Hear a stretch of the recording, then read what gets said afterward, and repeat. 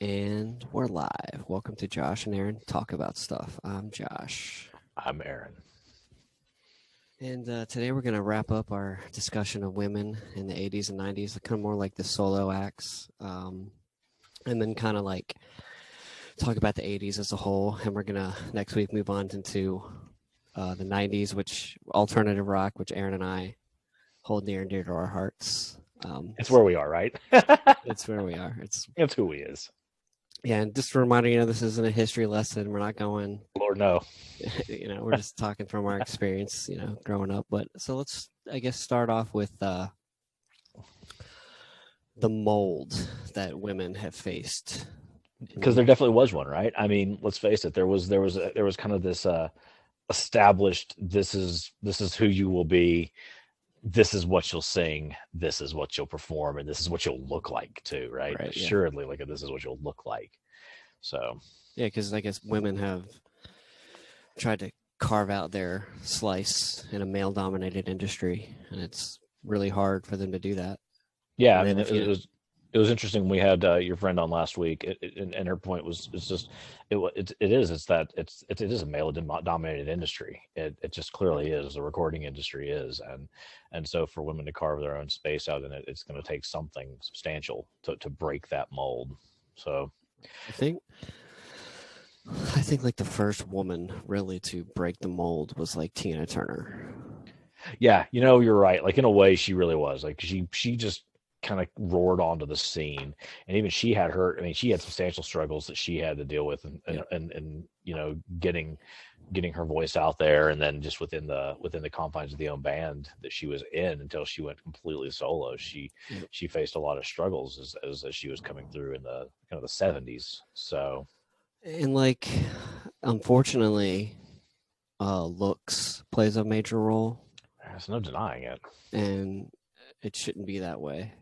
No, Um, let's face it, that's the reason for, I mean, like, I'm not a big fan of reality TV whatsoever. It doesn't, and I think we're actually going to talk about that at some point later on in this group of shows. But I'm not a fan of reality TV whatsoever. But the one thing I will say about the show The Voice, kudos to them, because the whole like chairs turned.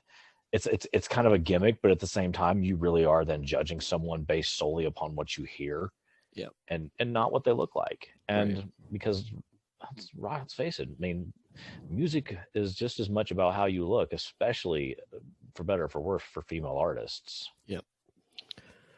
Yeah. So I mean, like, we talked a lot about Madonna, kind of like Right. being a founder of like breaking the molds, Yeah. and And I saw an article it was a while back, it was Spin Magazine for their 35th anniversary of their magazine. So 35 years, 1986, published their list of like the 35 most influential artists of the last 35 years, like a whole 35 thing, right? But then Madonna is the third most influential artist of the last 35 years, period, right. because she kicked down the door, as we said. I mean, so she was really influential. So Yeah. I mean, I think I like Madonna. Like, yeah, her songs are cool.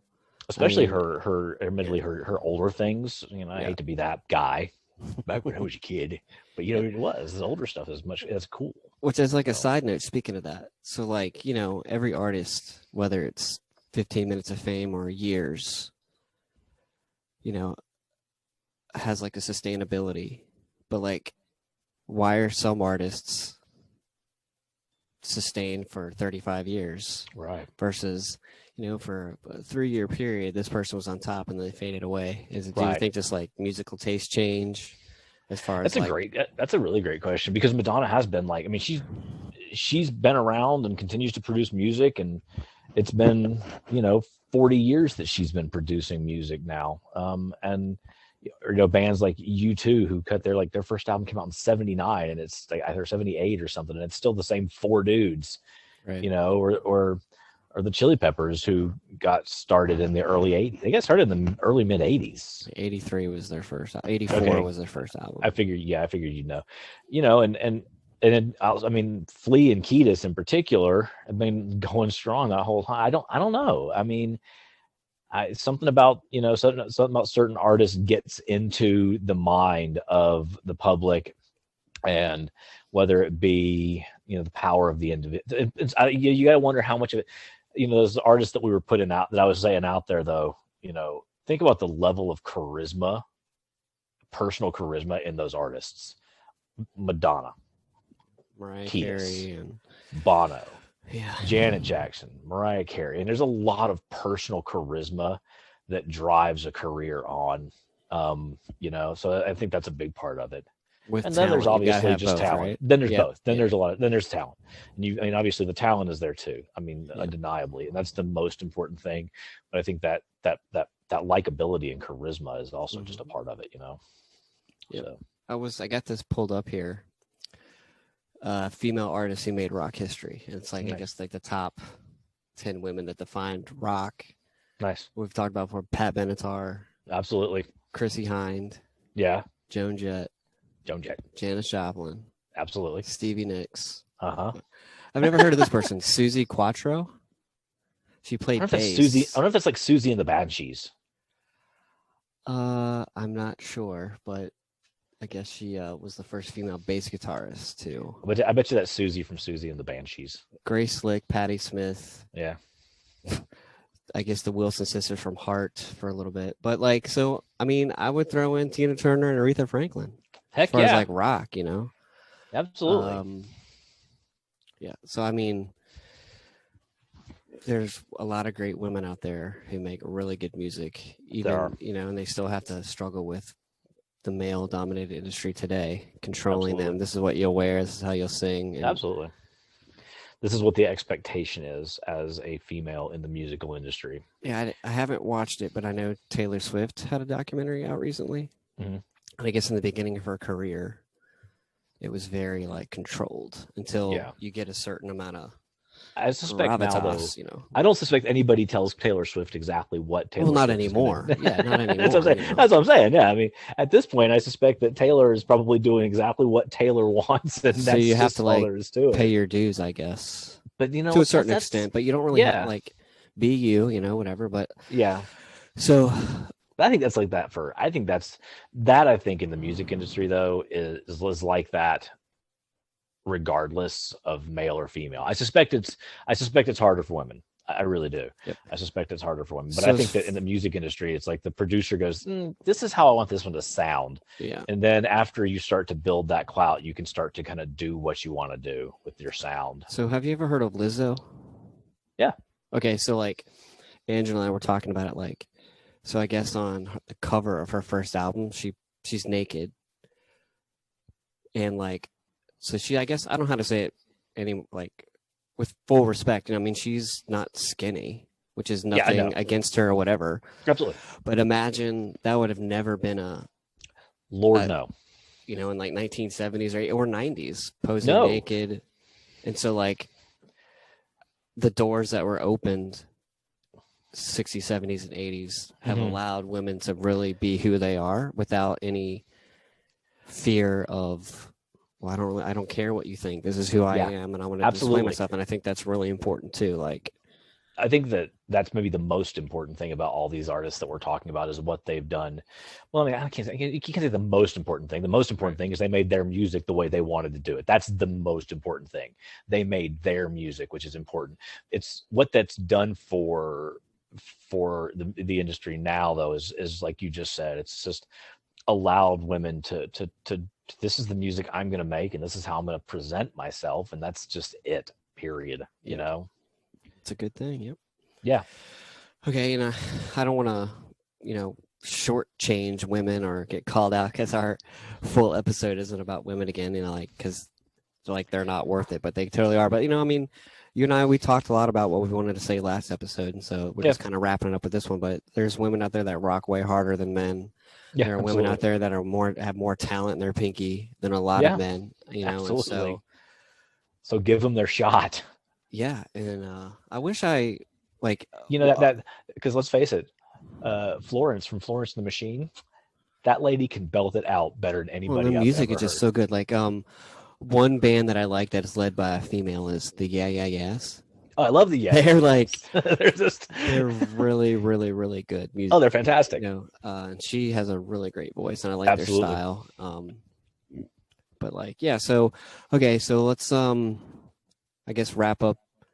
The '80s in general, like you were.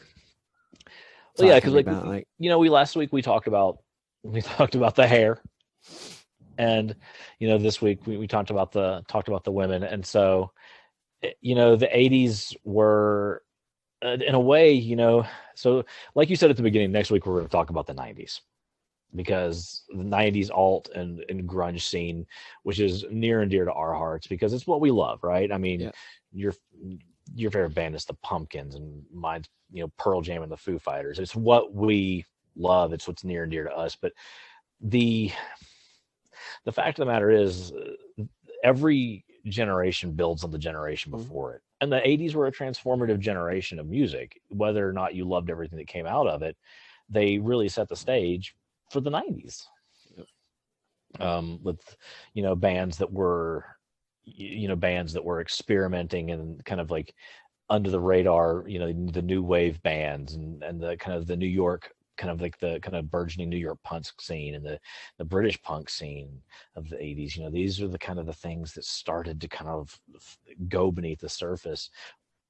And then the women who really just started to open the doors for other women to kind of create music that was much more in tune with what they wanted to create. So yeah, and the '80s was like a let's see how far we can go with the like the stage shows. Absolutely. Compared to the previous decades. And like, because I was like the Beatles when they performed live, their sets were only like 30 minutes. Super spare. Yeah, absolutely. 30-minute sets, and they were very stripped down and spare. I watched a Pearl Jam show live the other night. They played for like darn near 3 hours. Yeah, it's so crazy how the industry has like changed with that. Like, you go to a show, you pay good money, and you don't want to be there for 30 minutes. You want to be there 2 hours, 3 hours. Yeah, and like, so the '80s was like of excess. Very much that. It was very much the era of excess. I mean. Yeah. And the whole generation was like, you look at films from the '80s, either films from the '80s or films about the '80s. It's like, it was definitely that's the idea behind the '80s. Excess. What can we do? What can we show? What can we be? Stacy watched Wonder Woman '84 the other night, which I didn't get a chance to watch it with her. But I saw the beginning and it is, set in 1984, and it's just like, I was watching it and I'm like, wow, man, they just grabbed the '80s just really, and just it kind of, you can see the influence of that idea. But that idea is like that's the idea that trickles through to people from the '80s. Yep. Yeah, we're 5 years apart, 6 years apart. So, I mean, you had, I guess, remember more the '80s than me, maybe, I don't know. But, yeah, I mean, it was a good time for music if you liked it, but like, it was almost like it created a lost generation that found themselves later in the '90s. Yeah. If nothing else, that's what it did. It kind of created this desire for something with some more substance to it. Yeah. And there are some, again, I go back, the band I go back to is U2, because there were bands in the '80s that were creating music that had a lot of substance to it, but they weren't the ones, and U2 got pretty big in the '80s with, the Joshua Tree, but they were kind of it was definitely the more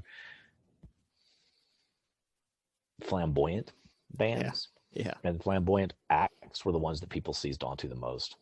Yeah. Which were then the ones that I think kind of caused the flip when it hit, like, the early '90s. So. Yep. Well, I guess we're done talking about. I think I've said what I got to say. Yeah. And the cool thing is, like, next week, a lot of these bands that we like got started in the '80s. They did, even before, then they hit it big in the '90s. And they hit it big in the '90s, like still you said, doing their thing. The Red Hot Chili Peppers cut their first album in 1983, and we're gonna do a whole thing about them, I know, and the Beastie Boys. But the Beastie Boys dropped their first album in the early '80s. Yep. And and really kind of, carried it into the 90s. And the grunge scene, it kind of started in the 80s and didn't really explode in the late 80s and didn't really kind of explode into the popular consciousness, obviously, until 91. So, yeah. All right, guys, tune in next week where we talk about the 90s. It's all flannel and misery. So, subscribe to the channel, like us, leave comments, whatever, and we'll see you next week. Next time. Later, dudes.